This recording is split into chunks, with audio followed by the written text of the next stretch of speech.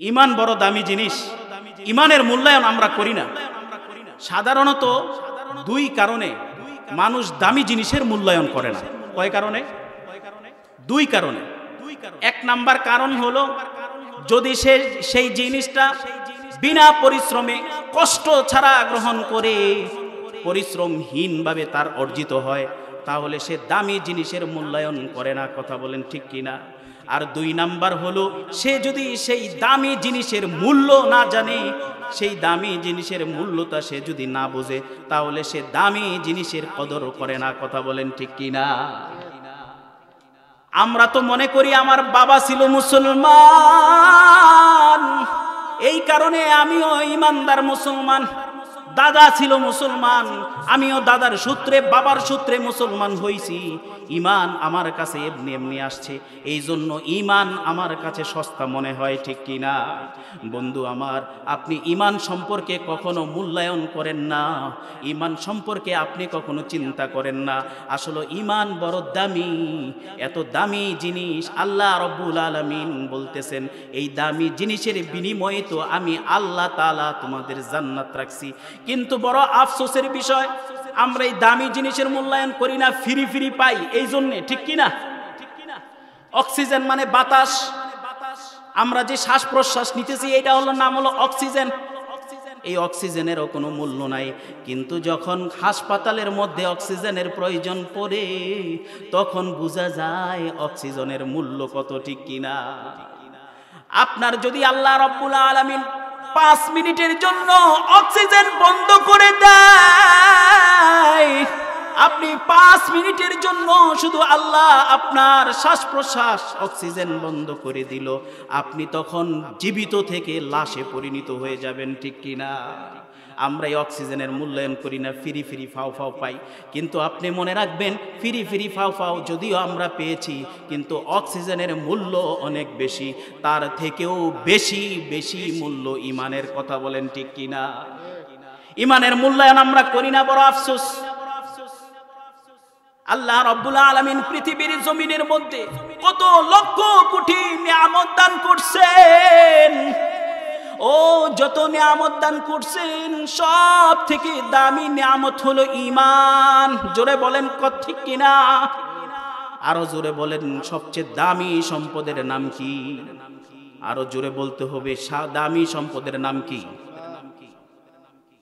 ঈমান হলো আমার আপনার জীবনের সবচেয়ে বড় দামি। আল্লাহ কত নিয়ামত দিবেন এটা আল্লাহ রাব্বুল আলামিন জানেন। আল্লাহ সূরাতুল ইব্রাহিমের শেষ দিকে বলেন, ওয়া ইন তাউদ্দু নি'মাতাল্লাহি লা তুহসুহা। আমি আল্লাহ রাব্বুল আলামিন তোমাদেরকে কত নিয়ামত দিলাম, কত নিয়ামত দিলাম, এই নিয়ামত তোমরা গণনা করে শেষ করতে পারবে না। এই নিয়ামতগুলি যদি তোমরা গণনা করতে যাও, দুনিয়ার সমস্ত সমুদ্রের পানিগুলি কালি হয়ে যদি শেষ হয়ে যায়, আবারও যদি তুমি সমুদ্র আর একটা হাজির করে দাও, এরপরেও আল্লাহ রব্বুল আলামিনের নিয়ামতের লেখা শেষ হবে না। আর এই নিয়ামতগুলির মধ্যে সবচেয়ে দামি নিয়ামতের নাম হলো ঈমান। বলেন সুবহানাল্লাহ। আর সেই ঈমানের মূল্যায়ন আমরা করি না। বড় আফসোস না এটা? কষ্টজনক বিষয়। ঈমানহীন যদি আপনি মরে যান, আপনার 2 আনার দাম আল্লাহ তাআলার কাছে। ঈমান নিয়ে যদি মরতে পারেন, আপনার দাম আল্লাহর কাছে অনেক অনেক, জোরে কোন, অনেক অনেক বেশি। আল্লাহ রাব্বুল আলামিনের হাবিব, মুসলিম শরীফের বর্ণনা, সহিহ হাদিস, আল্লাহর হাবিব বলেন, আমার উম্মতের মধ্যে কেউ যদি সরিষা দানা পরিমাণ ঈমান নিয়ে অথবা গমের দানা পরিমাণ ঈমান নিয়ে কবরের জিন্দেগি পার করার পরে যখন তাকে হাসরে উঠানো হইবে, আল্লাহ না করুক অন্যান্য গুনাহের কারণে এই ব্যক্তি যদি জাহান্নামী হয়ে যায়, জাহান্নামী হয়ে যাওয়ার পরেও ওই যে তার দিলের মধ্যে সরিষা দানা পরিমাণ ঈমান ছিল, এই ঈমানের কারণে এরকম 10 দুনিয়া সমপরিমাণ জান্নাত তাকে দান করবে। শুধু তাই নয়, আল্লাহর হাবিব আরো বলেন, যদি ওই ব্যক্তির অন্তরের মধ্যে জাররা পরিমাণ ঈমান, জাররা কাকে বলা হয়? জাররা হলো একটা বালির কণাকে যদি, একটা বালুর কণাকে যদি 70টা ভাগ করা হয়, কয়টা ভাগ? 70টা ভাগ করা হয়। এটা তো আর খালি চোখে দেখা যাইবে না, ঠিক কিনা? খালি হাতেও আর ধরা যাইবে না। এমনি তো বালুর কণা অনেক ছোট, আবার এটারে যদি 70টা ভাগ করা হয়, এক একটা ভাগ এক একটা জাররা সমপরিমাণ। আল্লাহর হাবিব বলেন, আমার কোন বান্দা, আল্লাহর কোন বান্দা, আমার কোন উম্মত যদি এই জাররা পরিমাণ ঈমান নিয়েও কিয়ামতের ময়দানে উঠে, আল্লাহ রাব্বুল আলামিন তার শাস্তির পরে এরকম 10 দুনিয়া সমপরিমাণ জান্নাতের মালিক তারে বানাই দিবে। তো যে কথাটা বলতেছিলাম, সূরাতুল কাহফের শেষ দিকে 107 নম্বর আয়াতে আল্লাহ রাব্বুল আলামিন আমাদেরকে জান্নাতুল ফেরদাউসের মেহমান বানানোর ঘোষণা দিয়েছেন। বলেন সুবহানাল্লাহ। কোন জান্নাত বলেন তো? আওয়াজ করে বলেন, কোন জান্নাত? জান্নাতুল ফেরদাউস। যেই জান্নাতটা অত্যন্ত মাকামওয়ালা জান্নাত, উঁচা জান্নাত। সুবহানাল্লাহ। তো আল্লাহ রাব্বুল আলামিন আমাকে আপনাকে মেহমান বানাবেন। সুবহানাল্লাহ কইতেন না? মুহতারাম হাজিরিন, আল্লাহ রাব্বুল আলামিনের মেহমান হইতে গেলে এই আয়াতের মধ্যে আল্লাহ 2টা শর্ত জুড়াই দিছে। কয়টা শর্ত? 2টা শর্ত জুড়াই দিছে। দেখেন, আজকে যদি মনে করেন বাংলাদেশের রাষ্ট্রপতি অথবা প্রধানমন্ত্রী যারাই আছে, এরা যদি আপনারে এক বেলা ইনভাইট করে, দাওয়াত দেয় যে ওইমুক তারিখ দুপুরবেলা আপনি আমার সাথে এক টেবিলে বৈশা খানা খাইবেন, আপনার বাড়িতে একটা কার্ড পাঠাই দিস, আর কার্ডের পিছনে কিছু শর্ত উল্লেখ করে দিস। মনে করেন 8-10টা শর্ত উল্লেখ করে দিস। আপনি কি চিন্তা করবেন যে সব শর্তকে আমি পূরণ করে হলেও ওই রাষ্ট্রপতি বা প্রধানমন্ত্রীর সাথে এক টেবিলে বৈশা খানা খাইব? কারণ এটা আমার জন্য অত্যন্ত সম্মানের কথা। বলেন ঠিক কিনা? আর আল্লাহ রাব্বুল আলামিন বেশি শর্ত দেন নাই। জান্নাতুল ফেরদাউসের মধ্যে আমাকে আপনাকে মেহমানদারি করানোর জন্য 2টা শর্ত দিবেন। কয়টা? বেশি শর্ত আল্লাহ রাব্বুল আলামিন দেন নাই। আল্লাহ রাব্বুল আলামিন 2টা শর্ত দিবেন। মুহতারাম হাজিরিন, খেয়াল করে শুনেন। ইনশাআল্লাহ চেষ্টা করব দালিলিক কিছু আলোচনা কথা বলার। আল্লাহ রাব্বুল আলামিন বলতেছেন, ইন্নাল্লাযীনা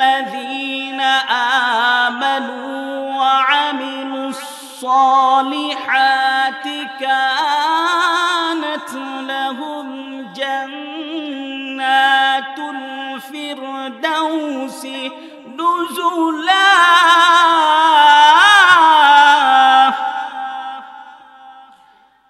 যারা আল্লাহর প্রতি ঈমান আনছে। এইখানে আবার প্রশ্ন আসে, ঈমান কি জিনিস? আমি ইনশাআল্লাহ ঈমান কি জিনিস ব্যাখ্যা করে দেব সামনেই। আগে চলেন আয়াতের কিছু তরজমা শুনে নেই। আল্লাহ রাব্বুল আলামিন আমাকে আপনাকে উদ্দেশ্য করে বলতেছেন, যারা বিশ্বাস স্থাপন করছে আমি আল্লাহ তাআলার উপর, অথবা ঈমান আনয়ন করছে আমি আল্লাহ তাআলার উপর, তারপর সৎ কর্ম করেছেন, মানে নেক আমল করেছে, যে আমলকে বলা হয় ওয়া আমিলুস সলিহাত। আমলটা হলো আমলে সলেহ। আমলে সলেহটা কি, এটা যদি আপনাকে বুঝতে হয়, আমল তো সব আমল মানে সব আমল কাজ, আর কিছু কাজ আছে যেই কাজগুলি আল্লাহ তাআলার কাছে যোগ্যতা রাখে। বলেন সুবহানাল্লাহ। যে আমল আল্লাহর কাছে যোগ্যতা রাখে ওই আমলকেই বলা হয় আমলে সলেহ। আল্লাহ রাব্বুল আলামিন 2টা পয়েন্ট বললেন। 1 নম্বরে বললেন, ইন্নাল্লাযীনা আমানু, যারা আমার উপরে ঈমান আনয়ন করছে, ওয়া আমিলুস সলিহাত, এরপরে যারা নেক কাজ করছে, আমলে সলেহ করছে, কানাত লাহুম জান্নাতুল ফিরদাউসি নুজুলা, আমি আল্লাহ আমার ওই বান্দাদেরকে জান্নাতুল ফিরদাউসের মধ্যে অভ্যর্থনা জানাইব, মেহমানদারি করব। আল্লাহ রাব্বুল আলামিন এরপরে বলতেছেন খালিদিনা ফিহা, তারা ওই জায়গার মধ্যে অনন্তকাল থাকবে। লা ইয়াবগুনা আনহা হিওয়ালা, ওই জায়গা থেকে তারা প্রত্যাবর্তন করতে চাইবে না, ওই জায়গা থেকে তারা সরতে চাইবে না, ওই জায়গা থেকে তারা বের হইবে না। বন্ধু আমার, যে কথাটা আলোচনার প্রসঙ্গে বলেছিলাম, প্রধানমন্ত্রী আপনাকে মাত্র এক বেলার জন্য ইনভাইট করলে আপনার মধ্যে যদি প্রস্তুতি নেওয়ার এত প্রবণতা তৈরি হয়, আর যেই জায়গার মধ্যে আল্লাহ রব্বুল আলামিন অনন্তকাল অসীমকাল আমাকে আপনাকে রাখবে, ওই জায়গার জন্য প্রস্তুতি মাত্র কয়টা? এই দুইটা প্রস্তুতি আমরা নিজেরা নিতে রাজি আছি তো ইনশাআল্লাহ? এক নাম্বার হলো আমাকে ঈমান আনয়ন করা লাগবে। ঈমান ছাড়া আল্লাহর মেহমান হওয়া যাবে না। কথা বলেন ঠিক কিনা? ঈমানহীন আল্লাহর মেহমান হওয়া যাবে না। আবার ঈমান আনার পরে নেক কাজ করলেন না, ওই নেক কাজ না করার পরেও আপনি মেহমান হইতে পারবেন না। আল্লাহর রাসূল সাল্লাল্লাহু আলাইহি ওয়াসাল্লামের হাদিস, হাদিসটা বুখারীর মধ্যে পাওয়া যায়। এই হাদিসের নাম্বার ঈমান অধ্যায়ের মধ্যে 37 নম্বরে, হাদিসের নাম্বার 50। আবার এই হাদিসটা বুখারীর 4777 নম্বর হাদিসের মধ্যেও পাওয়া যায়। এই হাদিসের মধ্যে ঈমান কি, ঈমান নিয়ে আল্লাহর হাবিব আমাদেরকে শিক্ষা দিয়েছেন। হাদিস আবি হুরায়রা, হযরতে আবু হুরায়রা রাদিয়াল্লাহু তাআলা আনহু থেকে বর্ণিত, তিনি বলেন قال كان النبي صلى الله عليه وسلم بارزا يوما للناس, আল্লাহর নবী সাল্লাল্লাহু আলাইহি ওয়াসাল্লাম একদিন জনসমক্ষের মধ্যে উপবিষ্ট ছিলেন। কোথায় উপবিষ্ট ছিলেন? অনেকগুলি মানুষ, এই মানুষের মধ্যে আল্লাহর নবী ছিলেন। ওই জায়গার মধ্যে হাত্তা জালাসা ইলান নাবিয়্যা সাল্লাল্লাহু আলাইহি ওয়াসাল্লাম, একজন আগন্তুকের আগমন ঘটল। ওই আগন্তুক আয়েশা নবীজির সাথে আমরা যেমন নামাজের মধ্যে দুই হাঁটু ফেলিয়া বসি, রসুলের সাথে ওরকম দুই হাঁটু ফেলিয়া রসুলের সাথে পা দুইটা, হাঁটু দুইটা হাঁটুর সাথে লাগাইয়া আল্লাহর রসুল সাল্লাল্লাহু আলাইহি ওয়াসাল্লামকে 4টা বিষয়ে প্রশ্ন করছেন। কয়টা? ঈমান জানতে হলে এই 4টা বিষয় আমাদের জানা লাগবে। যদি আলোচনাটা শুধু আমি ঈমান নিয়ে করব, তারপর এই 4টা বিষয় আমি আপনাদেরকে বলে দেই। আল্লাহ রব্বুল আলামিনের হাবিবের কাছে সেই লোকটা বৈশা বলতেছে ফাকালা মাল ঈমান, আল্লাহর নবী ঈমান সম্পর্কে আমাকে বলুন। আল্লাহর নবী যখন ঈমান সম্পর্কে তাকে বলেছে, তারপরে সে বলল ফাকালাল ইসলাম, এবার আমাকে ইসলাম সম্পর্কে বলুন। ইসলাম সম্পর্কেও আল্লাহর নবী যখন বলেছে, বলার পর আবার বলতেছে ফাকালাল ইহসান, এবার আমাকে ইহসান সম্পর্কে বলুন। আল্লাহর নবী তাকে ইহসান সম্পর্কে বললেন। আবার বলতেছেন, ওগো আল্লাহর নবীজি, এবার আমাকে আপনি ক্বালা মাতাসা, আমাকে বলে দেন কোন দিন কোন সময়ে দুনিয়া কিয়ামত হয়ে যাবে। আল্লাহর নবী সাল্লাল্লাহু আলাইহি ওয়াসাল্লাম বললেন, যিনি আমাকে প্রশ্ন করলেন আমি তার থেকে বেশি জ্ঞাত নই, তবে আল্লাহর রাসূল সাল্লাল্লাহু আলাইহি ওয়াসাল্লাম কিয়ামতের কিছু আলামত বর্ণনা করে দিয়েছেন। কারণ কিয়ামত কোন দিন হবে এই কথাটা আল্লাহ ছাড়া আর কেউ জানে না। কথা বলেন ঠিক কিনা? কিয়ামত আল্লাহ রব্বুল আলামিন কোন দিন দুনিয়ার মধ্যে ঘটাইবেন এটা শুধুমাত্র আল্লাহ পাক জানে, আর কেউ জানে না। যাই হোক, এই যে 4টা বিষয় আল্লাহর হাবিবের কাছে প্রশ্ন করছেন, এই 4টার মধ্যে সর্বপ্রথম যেই জিনিসটা জানতে চাইছেন বললেন ফাকাল মাল ঈমান, আমাকে আপনি ঈমান সম্পর্কে বলুন।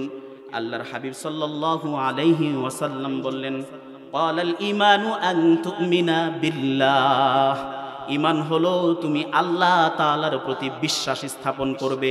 যেই আয়াতটা আমি তেলাওয়াত করেছিলাম ওই আয়াতের সাথে এটার সামঞ্জস্যতা চলে আসছে, কথা বলেন ঠিক কি না? হাদিসের সামঞ্জস্যতা চলে আসছে।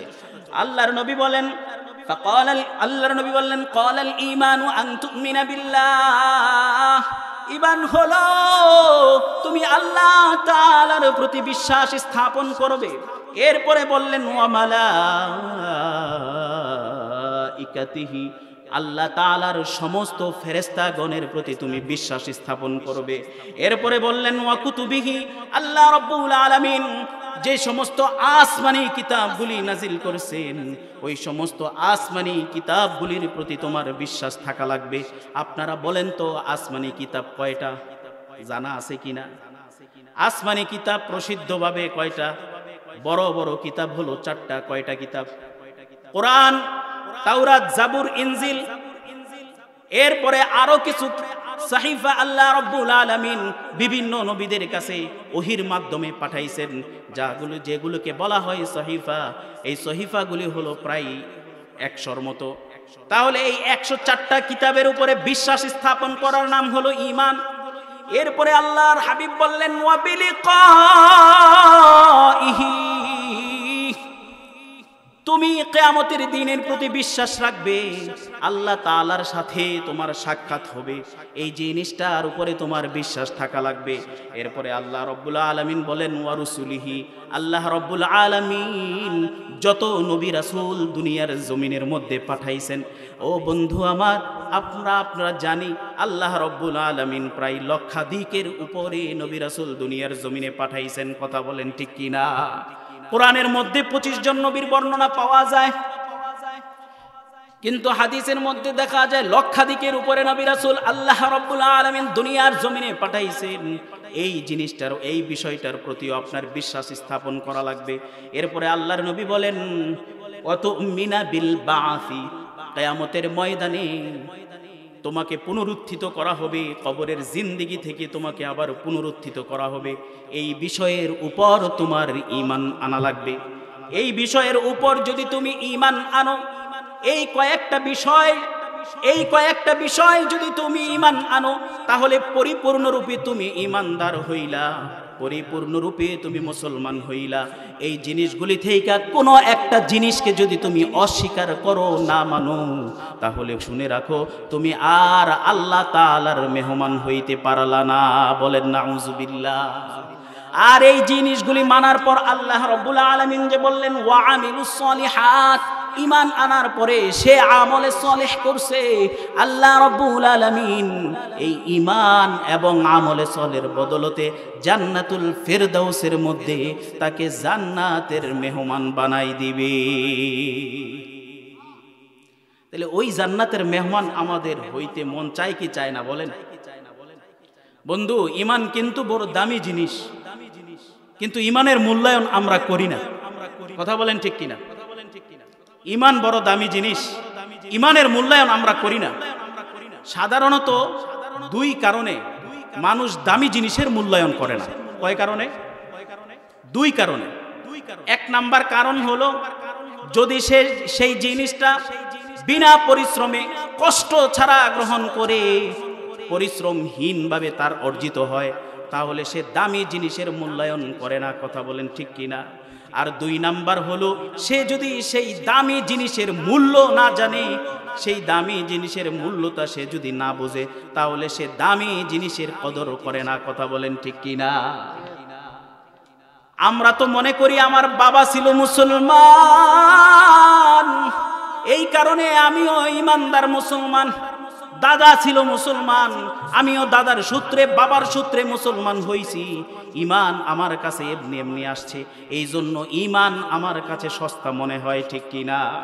বন্ধু আমার, আপনি ঈমান সম্পর্কে কখনো মূল্যায়ন করেন না, ঈমান সম্পর্কে আপনি কখনো চিন্তা করেন না।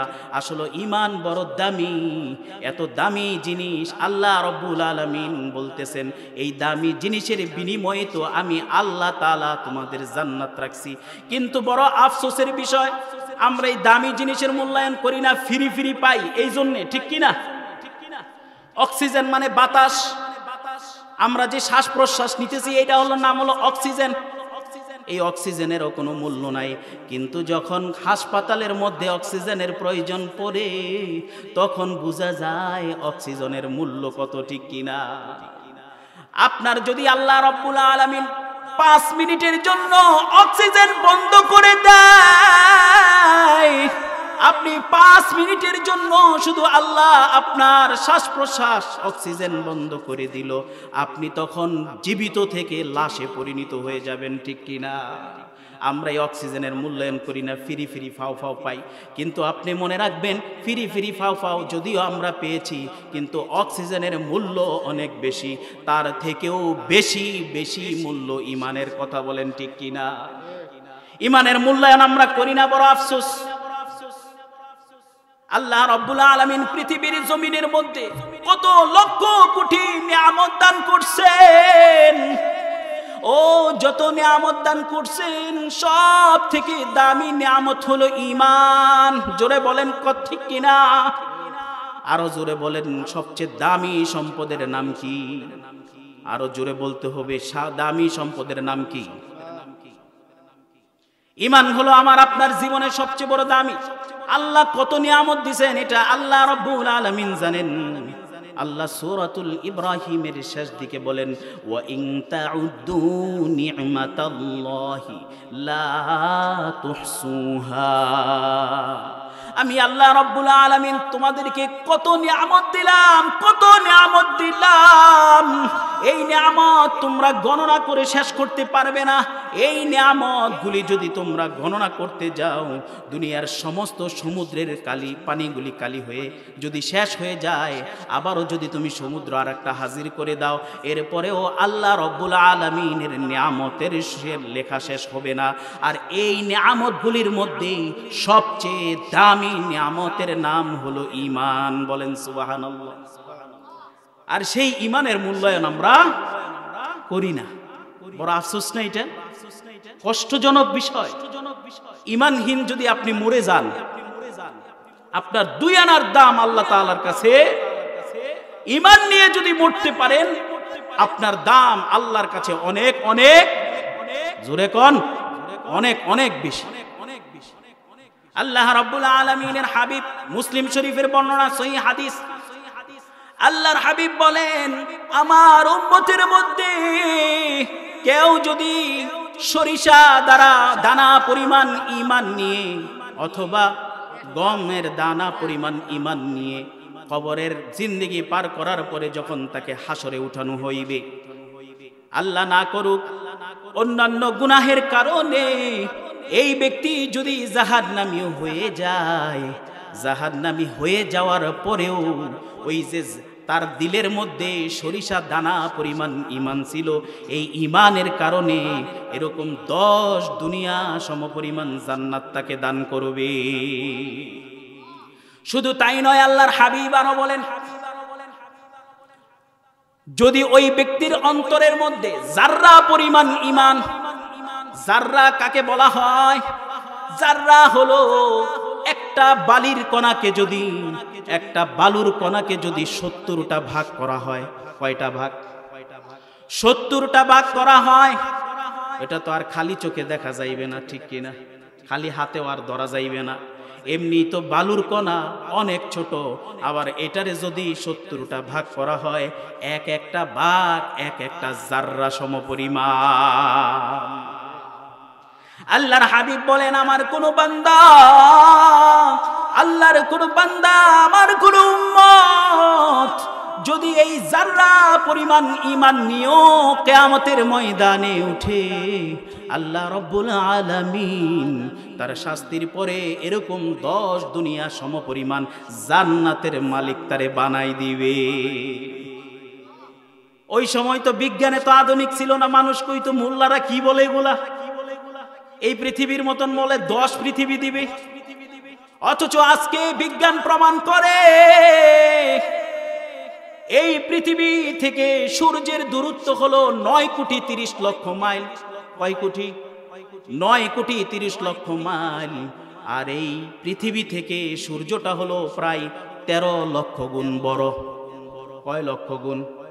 এরকম 13 লক্ষ পৃথিবী জোড়া দিলে এরপরে এই সূর্যের সমান হবে। অথচ আমরা দূরত্বের কারণে সূর্যের ছোট একটা হাঁসের ডিমের মতো দেখি, ঠিক কিনা? ছোট দেখা যায় না, কুসুমের মতো দেখা যায় না।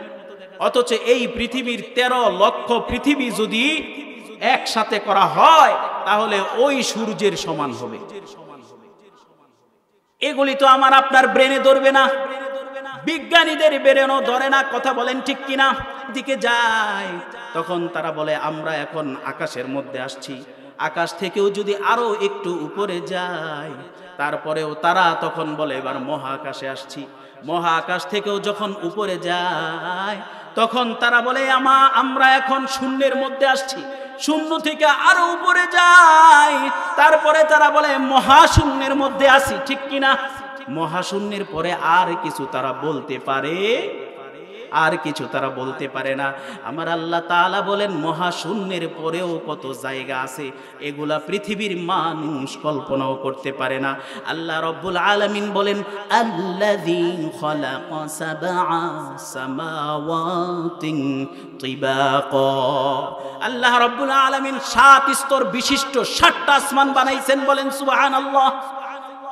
প্রথম আসমানের জমিন থেকে আসমানের দূরত্ব যত, তার থেকেও অনেক বেশি বেশি গুণ দূরত্ব দ্বিতীয় আসমান থেকে তৃতীয় আসমান, আবার তৃতীয় আসমান থেকে চতুর্থ আসমান। এবার বলেন তো আল্লাহ রাব্বুল আলামিন যাররা পরিমাণ ঈমানের বদৌলতে 10 দুনিয়া জান্নাত দিবে, এটা কি আল্লাহ তাআলার কাছে কোনো ব্যাপার নাকি? চাইলেই দিতে পারে, ঠিক কি না?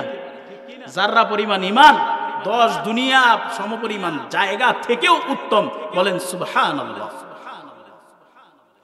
আল্লাহর হাবিব সাল্লাল্লাহু আলাইহি ওয়াসাল্লাম বলেন যাররা পরিমাণ ঈমান দেওয়ার পর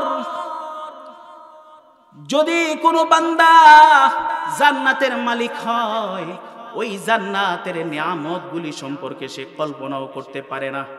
আল্লাহর হাবিব সাল্লাল্লাহু আলাইহি ওয়াসাল্লাম হাদিসে কুদসি হলো ওই হাদিস যেই হাদিসের মধ্যে আল্লাহ রাব্বুল আলামিন সরাসরি কথা বলছেন, মানে কালামুল্লাহ, আল্লাহর কথা কোরআন শরীফের মতো। বলেন সুবহানাল্লাহ। কিসের মতো? কোরআন শরীফের মতো। কোরআন শরীফের মতো মানে আল্লাহ বলছেন, ওইটাকে বলা হয় হাদিসে কুদসি। হযরতে আবি হুরায়রা রাদিয়াল্লাহু তাআলা আনহু قال عن النبي صلى الله عليه وسلم يقول الله تعالى আল্লাহর হাবিব সাল্লাল্লাহু আলাইহি ওয়াসাল্লাম বলেন আল্লাহ রাব্বুল আলামিন বলেছেন يقول الله تعالى আল্লাহ রাব্বুল আলামিন বলেছেন। কি বলছেন দেখেন, আল্লাহ রাব্বুল আলামিন বলেন মালা আইনুন রাআত, আমি আমার আদাতুল ইবাদিস সালিহিন, আমি আমার নেককার বান্দাদের জন্য জান্নাতের মধ্যে যে বস্তুরা যেগুলি তৈরি করে রেখেছি, মালা আইনুন রাআত, পৃথিবীর কোন মানুষ জান্নাতের প্রকৃত নিয়ামত কোনদিন দেখে নাই, ওয়ালা উযুনুন সামিআত, পৃথিবীর কোন কান, দুনিয়ার কোন কান জান্নাতের প্রকৃত নিয়ামত সম্পর্কে কোনদিন শুনে নাই। এরপরে আল্লাহ রাব্বুল আলামিন বলেন ওয়ালা খাতারা আলা কলবি বাশার, পৃথিবীর এমন কোনো হৃদয় নাই, এমন কোনো অন্তর নাই যে অন্তর আল্লাহ রব্বুল আলামিন জান্নাতের মধ্যে যে বস্তুগুলি তাদেরকে দেবে এই বস্তুগুলি সম্পর্কে কোনোদিন কোনো কিছু কল্পনাও করেছে? বলেন সুবহানাল্লাহ। আল্লাহর হাবিব বলেন, যাররা পরিমাণ ঈমান, যাররা পরিমাণ ঈমানের বদলতে আমি আল্লাহ তাআলা আমার বান্দাকে এই পরিমাণ নিয়ামত দান করব। বলেন সুবহানাল্লাহ। জান্নাতের মধ্যে আমরা কি করব? ওয়ালাকুম ফিহা মা তাশতাহি আনফুসুকুম ওয়ালাকুম ফিহা মা তাদউন। জান্নাতের মধ্যে আমাদেরকে আল্লাহ তাআলা যা ওয়াদা করেছে তা তো দিবেনই, এমন কি দিবেন যেগুলি আমাদের কোনো চোখ দেখে নাই, আমাদের কোনো কান শুনে নাই, আমাদের কোনো হৃদয় কোনোদিন তা কল্পনাও করতে পারে নাই। কথা বলেন ঠিক কি না? এই জন্য বন্ধু আমার, ইমানের এত দাম, এত দাম। ইমানের বিনিময়ে সাহাবীরা দুনিয়া ত্যাগ করছে, কিন্তু ইমান ছাড়ে নাই। ঠিক কিনা? আরে কত ওয়াকিয়া পাওয়া যায় ইসলামের ইতিহাসগুলির মধ্যে, কত কত কাহিনী পাওয়া যায় যে সাহাবারা ইমানের বদলতে দুনিয়া ত্যাগ করে দিছে, কিন্তু ইমান ত্যাগ করতে তারা রাজি নাই। প্রয়োজনে তারা তাদের জীবন দিয়ে দিছে, কিন্তু ইমান থেকে বিচ্ছিন্ন হয় নাই। এরকম একটা ঘটনা পাওয়া যায়, আল বিদায়া ওয়ান নিহায়া কিতাবের নাম, 4 নাম্বার খণ্ড 95 নাম্বার হাদিস। জগৎ বিখ্যাত একজন ইমাম উল্লেখ করেছেন এই হাদিসটা। এই ঘটনাটা যদিও প্রসিদ্ধ একটা ঘটনা, কিন্তু সরাসরি হাদিস থেকে এসেছে এরকম নয়। কারণ আল্লাহর নবীর বিদায়ের পরে হযরতে আবু বকর দেশ শাসন করছেন, হযরতে আবু বকর বিদায়ের পরে হযরতে ওমর দেশ শাসন করছেন। হযরতে ওমরের জমানার ঘটনা। বলেন সুবহানাল্লাহ। হযরতে উমরের জামানায় আল্লাহর নবীর একজন সাহাবী, যেই সাহাবীর নাম হলো আব্দুল্লাহ ইবনে হুযাফা। বলেন তো কি নাম বললাম?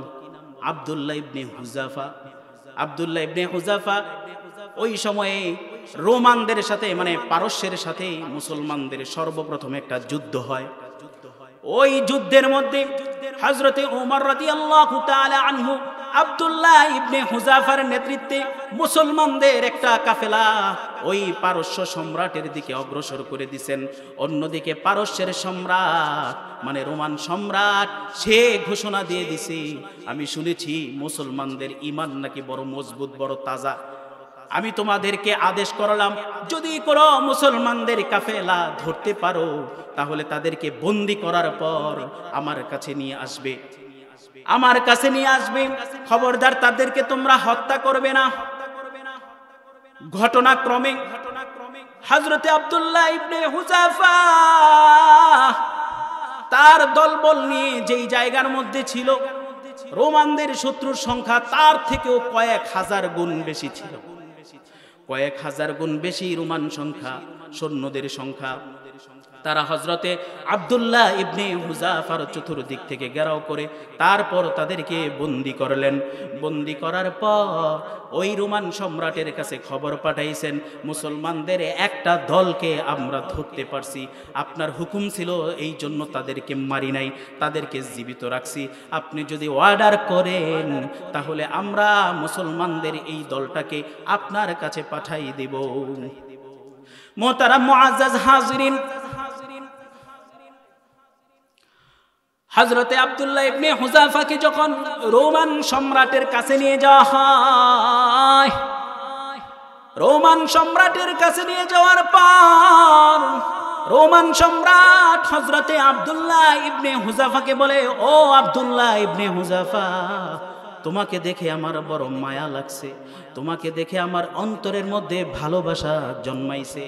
তুমি যদি আমার একটা প্রস্তাব গ্রহণ করো তাহলে আমি তোমাকে তোমার মৃত্যুদণ্ড থেকে মাফ করে তোমাকে আমি শান্তির জীবন দিতে পারি। হযরতে আব্দুল্লাহ ইবনে হুযাফা বলে, কি শান্তির জীবন দিবে? বলো, আমি তোমার প্রস্তাবটা শুনে দেখি আমার পছন্দ হয় কিনা। রোমান সম্রাট বলে, আমার তো মনে চায় তোমাকে বড় ভালোবাসতে এবং তোমার সাথে আত্মীয়তার সম্পর্ক করতে, কিন্তু তোমার আমার মাঝে যেই জিনিসটা সবচেয়ে বড় বাধা, তুমি হলে মুসলমান আর আমি হলাম খ্রিস্টান। তুমি যদি তোমার ধর্ম ত্যাগ করো, জানি তোমার পরিবার, তোমার গোত্র, তোমার দেশ সেটা মানবে না, মানার প্রয়োজন নাই, আর মানার দরকার নাই। আমি এই রোমান সাম্রাজ্যের অর্ধেক রাজ্য তোমাকে আমি দিয়ে দিব, আর অর্ধেকের রাজা হিসাবে তোমাকে ঘোষণা করে দিব, বাদশাহ হিসাবে তোমাকে আমি ঘোষণা করে দিব। শুধু তাই নয়, আমি তোমাকে আমার সুন্দরী সুরসী রূপবতী একটা কন্যা আছে, এই কন্যাটার সাথেও আমি তোমাকে বিবাহ দিয়ে দিব। হযরতে আব্দুল্লাহ ইবনে হুযাফা এমনি তো যুবক মানুষ, রাগে তার শরীরটা টকবক করতেছে, চোখ দুইটা রক্তদয় হয়ে গেছে। আপনাদেরকে যদি বলি আমি, এ দুনিয়ার মুসলমান, আপনারা আপনাদের সবচেয়ে প্রিয় বস্তু বিক্রির বিনিময়ে সবচেয়ে অপছন্দনীয় বস্তুটাকে আপনারা গ্রহণ করুন, তাহলে আপনারা কি সেটা গ্রহণ করবেন কিনা? করবেন না। সাহাবাদের কাছে ঈমান ছিল একদিকে, আর দুনিয়া ছিল আরেকদিকে। ঘটনার বর্ণনাটা শুনেন। হযরতে আব্দুল্লাহ ইবনে হুযাফা ঘুরে দাঁড়াইয়া বলতেছে, ইয়া কালবার রূম, হে রোমের কুকুর, এতগুলি সভাসদ, এতগুলি সৈন্য সামন্ত, মুসলমান কখনো ভয় পায় না। কথা বলেন ঠিক কি না? বলতেছে, আমার ঈমান বড় বেশি, আমার ঈমান কি তুই এই সমস্ত তুচ্ছ দুনিয়ার লোভের বিনিময়, লোভ দেখাইয়া কিনতে চাস? না, আমি প্রয়োজনে নিজে মরে যাব, তারপরেও আমি তোর প্রস্তাবকে গ্রহণ করলাম না। বাচ্চা রাগ হয়ে গেছে, আমার মুখের উপরে এত বড় কথা আমারে গালি দিছে, শরীরের মধ্যে তেজ আছে তো, এই জন্য মনে হয় রক্ত টকবক করতেছে, এর ব্যবস্থা করতে হবে। কি ব্যবস্থা? সেনাপতিকে আদেশ দিল, সেনাপতি জেলখানার মধ্যে বন্দী করো, খবরদার কোনো খাবার দিবা না, কোনো পানীয় দিবা না। তারে সহ তার পুরা দলটাকে জেলখানার মধ্যে বন্দী করা হলো। ডাক্তার একটা নিযুক্ত করে দিল। কাফেরদের চালটা কিন্তু এরকমই হয়, প্রথমে কাফেররা আমাকে আপনাকে লোভ দেখাইবে আপনার ঈমান হরণ করার জন্য। কথা বলেন ঠিক কিনা? আজকে বড় আফসোস, আমি আর আপনি এক কাপ চা আর পান আর বিড়ির কাছে নিজের ঈমান বিক্রি করে দেই। বড় আফসোস। সাহাবাদের কাছে দুনিয়া তুচ্ছ, ঈমান সবচেয়ে দামি। কথা বলেন ঠিক কিনা? আল্লাহ ঘোষণা দিলেন, ঈমান আমার কাছে সবচেয়ে দামি। যাররা পরিমাণ ঈমানের বদলতে আল্লাহ রব্বুল আলামিন 10 দুনিয়া পরিমাণ জান্নাতের মালিক তারে বানাইবে। বলেন সুবহানাল্লাহ। বন্ধু আমার, ডাক্তার নিযুক্ত করে দিল, পালস চেক করতে থাকবি। মানুষকে যখন খাবার না দেয়, খাবার না খাইতে খাইতে একটা সময় মানুষ দুর্বল হয়ে যাবে, ঠিক কিনা? তখন পালস চেক করে দেখবি, যখন দেখবি একেবারে মৃত্যুর মুখে চলে গেছে, ওই সময়ে তাকে খাবার দিবি। আর খাবারটা দিবি যেই জিনিসটা মুসলমানদের ধর্মের মধ্যে হারাম, এরকম হারাম একটা খাবার তুই তাকে দিবি। বলতেছে হারাম হলো শুকর, শুকরের গোশত দিবি। এরপরে পানির সাথে মদ মিশানো পানি দিবি। মুসলমান কি শুকর খায় নাকি? কথা বলেন। মুসলমান কি মদ খায় নাকি? এ না কয়। মদের বোতল একটা দিয়ে দেখেন, এক ঢোকে শেষ করবো। আছে না নাই? এডি হলো ঈমান হারা মুসলমান, ঠিক কিনা? ঈমানওয়ালা মুসলমান না। যারা ঈমানওয়ালা মুসলমান, তাদেরকে যদি শুকরের গোশত দেয়, মদ খাইতে দেয়, এ মদও খাইবে না, শুকরের গোশত ধরবে না। কথা বলেন ঠিক কিনা? প্রথমে আব্দুল্লাহ ইবনে হুযাফাকে লোভ দেখাইছে, কাজ হয় নাই। এবার তাকে মানসিক টর্চার করতেছে। কথা বলেন ঠিক কিনা? মানসিক টর্চারের কারণে আবার সে চিন্তা করতেছে মুসলমানদের পেটের মধ্যে যখন হারাম ঢুকবে তখন মুসলমানদের ঈমান এমনি দুর্বল হয়ে যাবে। কথা বলেন ঠিক কিনা? আজকে মুসলমানরা চতুর্দিকে নির্যাতিত, আজকে মুসলমানরা মার খায়, আজকে চেচনিয়া, বসনিয়া, ফিলিস্তিন, ইন্ডিয়াতে মুসলমানদেরকে আঘাত করা হচ্ছে। কথা বলেন ঠিক কিনা? কত মুসলমানদেরকে হত্যা করা হয়, কত মুসলমানদেরকে মারা হচ্ছে। মুসলমানরা ওয়াতাসিমু বিহাবিলিল্লাহি জামিআ, আল্লাহ ঘোষণা দিয়েছিল, ওয়ার্ডার দিয়েছিল, তোমরা আল্লাহর রশিকে রুজুভাবে ধারণ করবে, হারাম থেকে বেঁচে চলবে। মুসলমান হারাম থেকে বাইচা চলে না, এই জন্য মুসলমানদের অতবতন। কথা বলেন ঠিক কিনা? এ দুনিয়ার মুসলমান, আল্লাহ তো আমাদের জন্য শুকর হারাম করছে, ঠিক কিনা? ইন্নামা হাররামা আলাইকুমুল মাইতাতা ওয়াদ-দামা ওয়া লাহমাল খিনজির ওয়া মা উহিল্লা লিগাইরিল্লাহ। এইখানে আরেকটা জিনিস খেয়াল করেন, আল্লাহ শুকরের সাথে আরো একটা হালাল জিনিস হারাম করে দিছে। হালাল জিনিস হারাম করে দিছে। বলেন হুজুর এইটা আবার কি? হারাম জিনিস আবার হালাল? গরু জব করছেন হারাম, মুরগি জব করছেন হারাম, ছাগল খাসি জব করছেন হারাম। প্রশ্ন করেন কেমনে? আল্লাহ বলেন ওয়া মা উহিল্লা লিগাইরিল্লাহ। পশু জবাইয়ের সময় তুমি যদি আল্লাহর নাম না নাও, তুমি বকরি জবাই করলা, আল্লাহর নাম নিলা না, মুরগি জবাই করলা, আল্লাহর নাম নিলা না,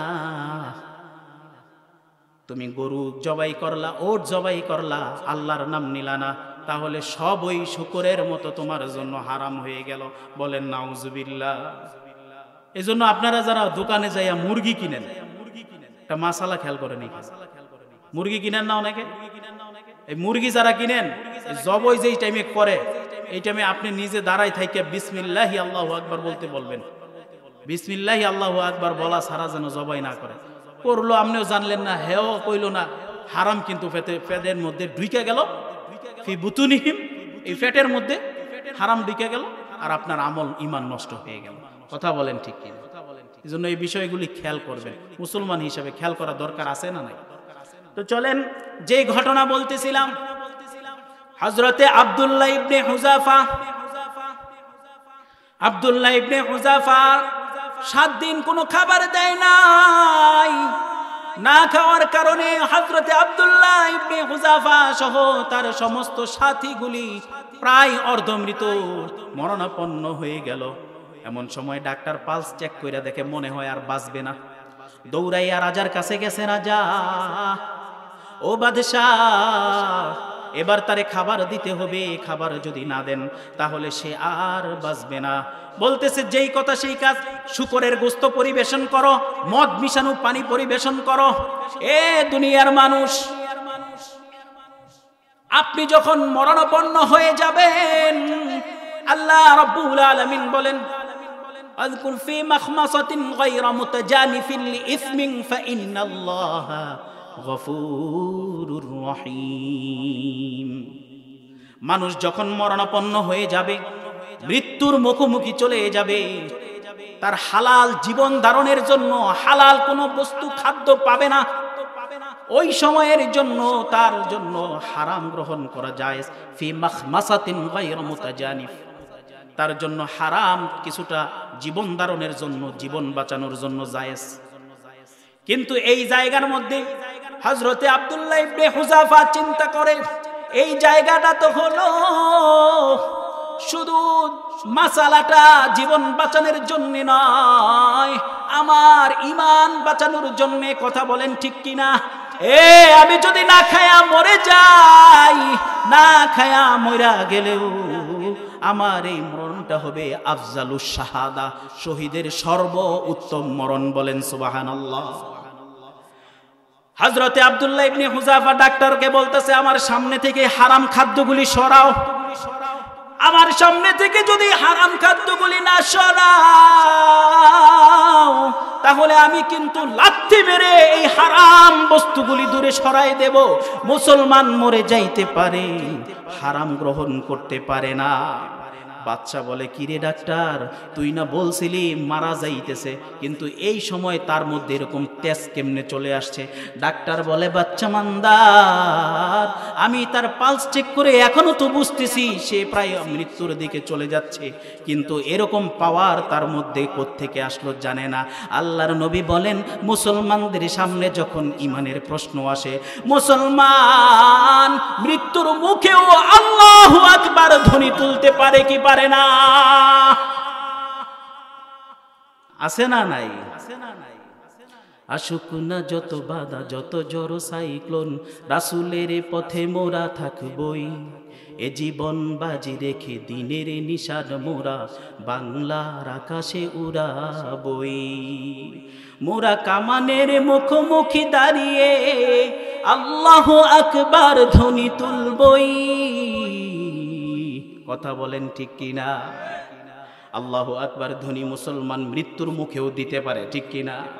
বাচ্চাকে বলতেছে তার মধ্যে এইরকম পাওয়ার কোত্থেকে আসছে জানি না। বাচ্চা বলতেছে, বুঝছি এইভাবে কাজ হবে না। এবার আব্দুল্লাহ ইবনে হুযাফাকে মৃত্যুর ভয় দেখানোর জন্য আবার নাটক মঞ্চস্থ করলো। কেমন মৃত্যুর ভয় আব্দুল্লাহ ইবনে হুযাফাকে দেখায়? বলতেছে, আগামীকালকে সকালে তার সাথী সহ তাকে আমার দরবারে হাজির করবে।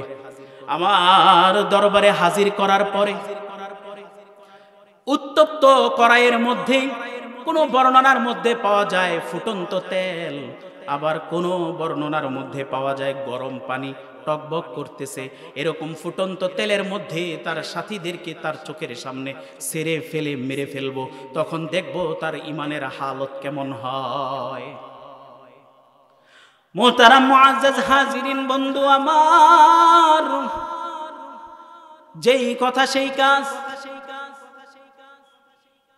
বড় একটা কড়াই আছে না নাই? দেখবেন না বিভিন্ন দরবারের মধ্যে দেখা যায়। কিছুদিন আগে দেখলাম আজমির শরীফের এক ভিডিও দেখাচ্ছে, অনলাইনে দেখলাম। এটার মধ্যে এত বড় এক ড্যাগ, এই ড্যাগের মধ্যে মই দিয়া নাইমা তারপরে ওইখান থেকে আবার খাবার উঠাইতেছে। অনেকে হয়তো আবার দেখছেন, অনেকে দেখেন নাই।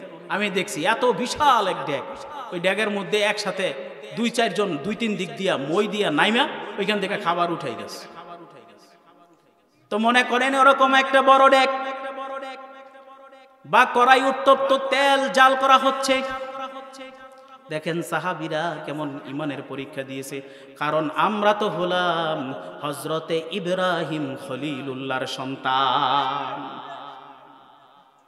ইব্রাহিম নবীও এই পরীক্ষা দিয়ে আসছে। কথা বলেন ঠিক কিনা? যেহেতু সময় কম, আমি আর ঘটনা লম্বা করব না, শুধু এতটুকুই আমি ওয়াকিয়া বলে দেই।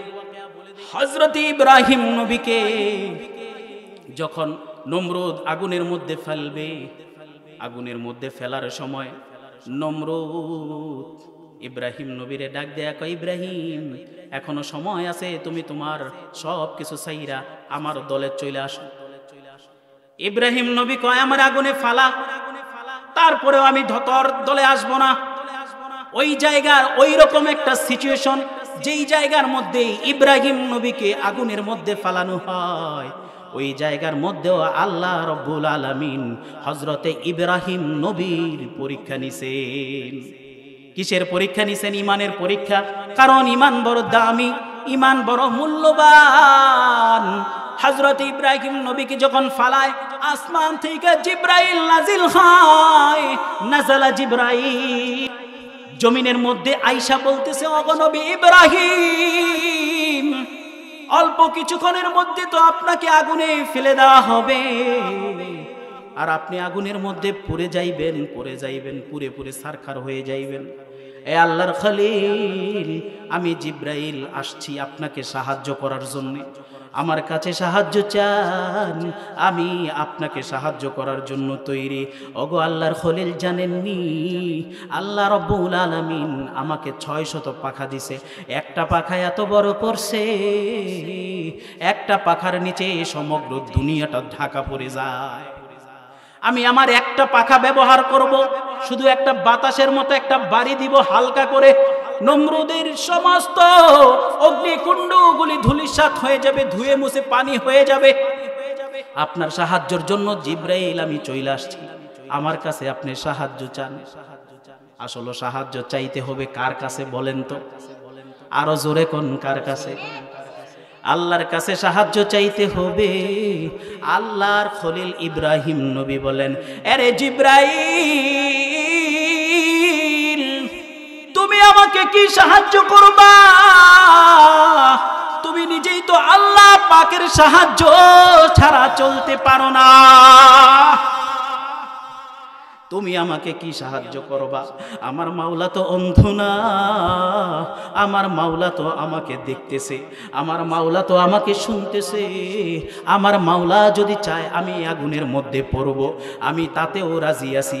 আল্লাহ রব্বুল আলামিন জিব্রাইলের মাধ্যমে ইব্রাহিম নবীর পরীক্ষা নিলেন। ইব্রাহিম নবী পাস করছে না ফেল করছে? এ কয়েকজনে কয় পাস করছে, আর বাকি যারা চুপ করে রয়েছে হেরা মনে কয় ফেল করছে মনে মনে। না, চিৎকার করে বলতে হবে ইব্রাহিম নবী পাস করলো না ফেল করলো? আল্লাহু আকবার। হযরত ইব্রাহিম নবী পাস করছেন। আল্লাহ পাক আগুনকে অর্ডার দিলেন, ইয়া নার রুকুনি বারদা ওয়া সালামান আলা ইব্রাহিম। এরে আগুন, আমার ইব্রাহিম পরীক্ষায় পাশ করে ফেলছে, আমার ইব্রাহিমকে এবার তুই আমার ইব্রাহিমের জন্য শান্তিময় ঠান্ডা হয়ে যা। যে ঘটনা বলতেছিলাম আব্দুল্লাহ ইবনে হুযাফাকে, ফুটন্ত কড়াই, ফুটন্ত তেল, কোন কোন বর্ণনার মধ্যে পাওয়া যায় 40 জন সাথী সহ সে বন্দী, আবার কোন ঘটনার মধ্যে পাওয়া যায় 50 জন। তবে অধিকাংশ মুহাক্কিকগণ 50 জনের কথাই উল্লেখ করছেন। আল বিদায়া ওয়ান নিহায়ার মধ্যেও 50 জনের উল্লেখ পাওয়া যায়। হযরতে আব্দুল্লাহ ইবনে হুযাফাকে পরের দিন 2 জনের কাঁধের মধ্যে ভর করাইয়া নিয়ে আসছে, কারণ তিনি তো খাওয়া না, তারকে হারাম স্পর্শ করাইতে পারে নাই। ক্ষুধার যন্ত্রণায় এমন একটা অবস্থা, দাঁড়াইতেও পারে না। 2 জনের কাঁধের মধ্যে ভর করিয়া হযরতে আব্দুল্লাহ ইবনে হুযাফা ওই বাদশা সম্রাটের সামনে আসছে। বলতেছে, এই যে দেখো ফুটন্ত গরম তেল, এই ফুটন্ত গরম তেলের মধ্যে তোমাকে এখন ছেড়ে দেওয়া হবে। হয়তো তুমি ঈমান ছেড়ো, আমার যেই প্রস্তাবগুলি তোমার জন্য রেখেছিলাম এখনো ওই প্রস্তাবগুলি বলবৎ রাখবো। বলেন তো বাদশার প্রস্তাবগুলি কি ছিল? বাদশা বলছিল অর্ধেক রাজ্যের বাদশা বানাই দিব, নিজের আপন মেয়েকে তার সাথে বিবাহ দিব, এবং মৃত্যুর পর বাকি যে অর্ধেক, ওই অর্ধেকের মালিক বানাই দিব। কত বড় লোভনীয় অফার ছিল, ঠিক কিনা? ইমানের কাছে সবকিছুকে সাহাবী তুচ্ছ করে দিছে। বলতেছে, রে আব্দুল্লাহ ইবনে হুযাফা, এখনো তোমার জন্য আমার প্রস্তাব বলবৎ আছে। তুমি যদি রাজি থাকো আমার দলে আসো, মুসলমান ধর্ম ত্যাগ করে খ্রিস্ট ধর্ম গ্রহণ করো, তাহলে তোমার জন্য আমি এখনো সেই প্রস্তাব অনুসারে মালিক বানাইব। হযরতে আব্দুল্লাহ ইবনে হুযাফা বলতেছে, আমাকে মেরে ফেলতে পারো, এই আগুনের মধ্যে, এই উত্তপ্ত কড়াইয়ের মধ্যে আমাকে ফেলতে পারো, তারপরেও আমি ঈমান ছাড়বো না। আমার ঈমানটা এত সোজা নয় যে তুচ্ছ একটা দুনিয়ার বিনিময়ে এবং সুন্দরী সুরসী নারীর রূপের বিনিময়ে অথবা রাজত্ব ক্ষমতার বিনিময়ে ঈমানটা ছেড়ে দেব।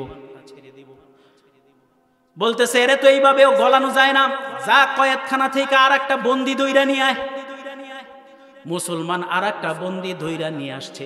আনার পর আব্দুল্লাহ ইবনে হুযাফার চোখের সামনে ওই বন্দিটাকে ওই ফুটন্ত কড়াইয়ের মধ্যে, তেলের মধ্যে ফালাই দিছে। ফালানোর পর সাথে সাথে তার শরীর থেকে হাড্ডি এবং গোশতগুলি আলাদা হয়ে গেল। এই দৃশ্য দেখার পর বাদশা মনে করছিল এবার বুঝি সে ঈমান ত্যাগ করবে, কিন্তু দেখে এখনো সে ঈমান ত্যাগ করে না। কিন্তু যখন আব্দুল্লাহ ইবনে হুযাফার হাত দুইটা বাইদা তাকে প্রস্তুত করা হয়েছে, অল্প কিছুক্ষণের মধ্যে তাকে ওই উত্তপ্ত কড়াইয়ের মধ্যে ফেলানো হবে, এমন সময় বাদশা লক্ষ্য করে দেখে আব্দুল্লাহ ইবনে হুযাফার চোখ দিয়ে দর দর করে পানির ফোয়ারা ছুটেছে। এবার বাদশা মনে করছে এবার মনে হয় সিদ্ধান্ত চেঞ্জ করব, কান্তাছে যখন মৃত্যুর ভয় মনে হয় দৌড়ছে, কয়ে রাখ, আরে ফালাইস না, আবার একটু আমার সামনে লই আয়, কানলো কি লেগে জিগাইল, বলতেছে রে আব্দুল্লাহ ইবনে হুযাফা, তোমারে তো আমি আগেই প্রস্তাব করেছিলাম, আমার প্রস্তাব তুমি গ্রহণ করো নাই, এবার যখন মৃত্যুর ভয় আসছে এবার তুমি কান্না করো কেন, চোখের পানি ফালাও কেন? মুসলমান কখনো মৃত্যুকে ভয় পায় না।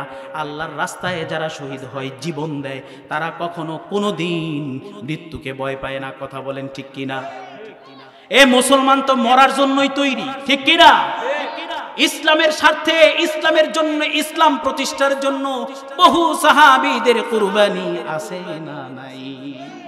কত সাহাবী মরে গেল, কত সাহাবী শহীদ হয়ে গেল, কত সাহাবীকে গর্দান আলাদা করা হলো, বুক ফেরে ফেলা হলো, কলিজা বের করে ফেলা হলো, কলিজা চাবাইলো, তারপরেও তারা ইসলাম ত্যাগ করে নাই, ঠিক কিনা? ইসলাম কেমনে ত্যাগ করবে মিয়া? আল্লাহ তো ঘোষণা দিছেন কোরআনের মধ্যে যে যারা আমার পথের মধ্যে মৃত্যুবরণ করেন, আল্লাহ বলেন ওয়ালা তাকুলু লিমান ইউকতালু ফি সাবিলিল্লাহি আমওয়াত বাল আহইয়াউ তাশউরুন।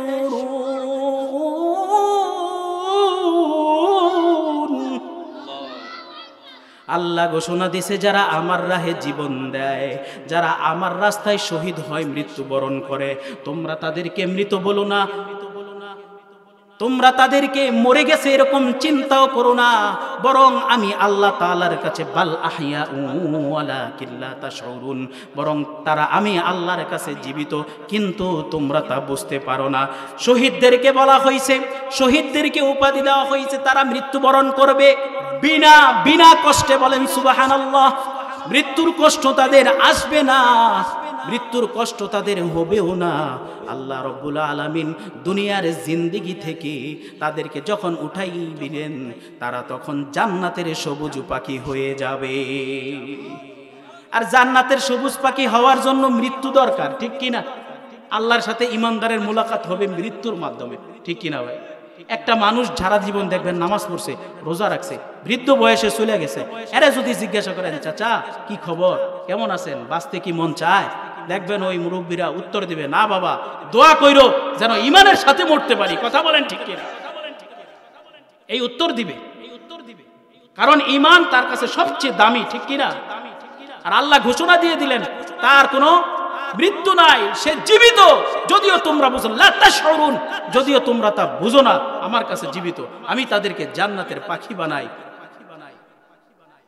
হযরতে আব্দুল্লাহ ইবনে হুযাফার চোখ দিয়া যখন পানি পড়ে, রোমের সম্রাট তখন বলে কি জন্য তুমি কান্না করছো বলো? বলতেছে রে রোমের কুকুর, ভালো করিয়া শুনিয়ালো, আমি আব্দুল্লাহ ইবনে হুযাফা এই জন্য কান্না করতেছি, আমি আব্দুল্লাহ ইবনে হুযাফার তো একটা মাত্র জীবন। কয়টা? একটা মাত্র জীবন। আমার আল্লাহ পাক যদি আমাকে 1000 জীবন দিত, আমি আল্লাহর দিন প্রতিষ্ঠার জন্য ওই 1000 জীবন তোর উত্তপ্ত কড়াইয়ের মধ্যে নির্দ্বিধায় ডুব দিয়ে দিতাম। আমারই মৃত্যুর ভয়। বাচ্চা এবার ভয় পেয়ে গেছে। সাক্ষাৎ মৃত্যু, জীবন সায়ান্নের মধ্যে আছে, সাক্ষাৎ মৃত্যুর মধ্যে, এরপরেও ভয় পায় না। না রে, এটা মনে হয় অন্য কিছু হইতে পারে। কারণ ইমানদার যখন ইমানের বলে বলিয়ান হয়ে যায়, আল্লাহ রাব্বুল আলামিনের নুসরত, সাহায্য আসমান থেকে নাজিল হয়, ঠিক কিনা? নাসরুম মিনাল্লাহি ওয়া ফাতহুন করিব, বিজয় আল্লাহ পাকের পক্ষ থেকে আসে। বলেন সুবহানাল্লাহ। হযরতে আব্দুল্লাহ ইবনে হুযাফার এই ঘটনা দেখার পর বাদশা ঘাবড়ায় গেল। ওই যে আল্লাহর নুসরত আসতেছে, বাচ্চা চিন্তা করে এরা তো মারা যাবে না, এরে যদি মারি হয়তোবা আমার উপরে কোনো বিপদ আপদ আসতে পারে, আমার বংশটাও নির্বংশ হইয়া যাইতে পারে, এরে মারবো না। কিন্তু চিন্তা করতেছে, আমি 2 মিনিট সময় শেষ করতেছি, হ্যাঁ, কিন্তু চিন্তা করতেছে যদি আমি তারে ছেড়ে দেই তাহলে তো আমার দলবল মনে করবে আমি মনে হয় ভয়ে তাকে ছেড়ে দিছি, কি করা যায়? বলতেছে আব্দুল্লাহ ইবনে হুযাফা, ঠিক আছে, তোমার সব কিছু আমি দেখে আপ্লুত হয়েছি, শেষ একটা তোমার কাছে শর্ত আমি রাখলাম, এই শর্তটা যদি মানো তাহলে আমি তোমাকে মুক্ত করে দেব। কি শর্ত?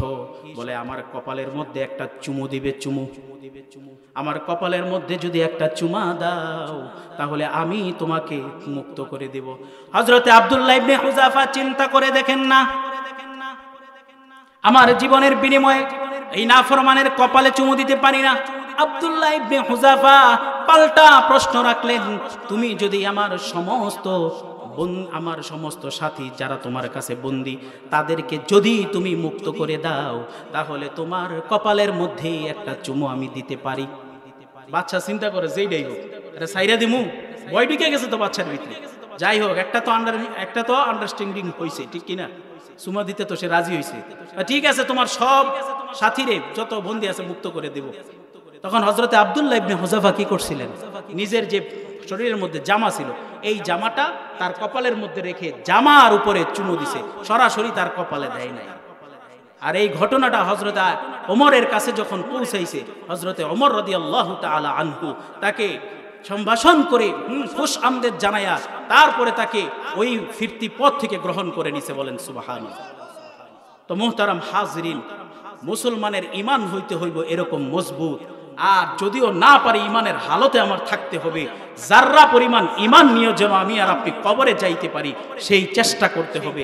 আমি চেষ্টা করেছি সূরাতুল কাহফের 107 নম্বর আয়াতের আলোকে কিছু নসিহা আপনাদের সম্মুখে খেদমতে রাখতাম।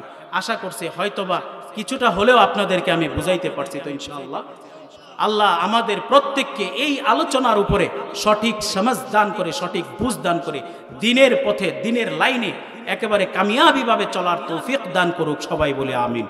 ওমা আলাইনা ইল্লাল বালাগ। আমার জন্য দোয়া চাই, পরিবারের জন্য দোয়া চাই, সকলে আপনারা আমার জন্য দোয়া করবেন, আমিও আপনাদের জন্য দোয়া করব। আল্লাহ পাক আমাদের সকলকে কবুল করুক। চিৎকার করে বলেন আমিন।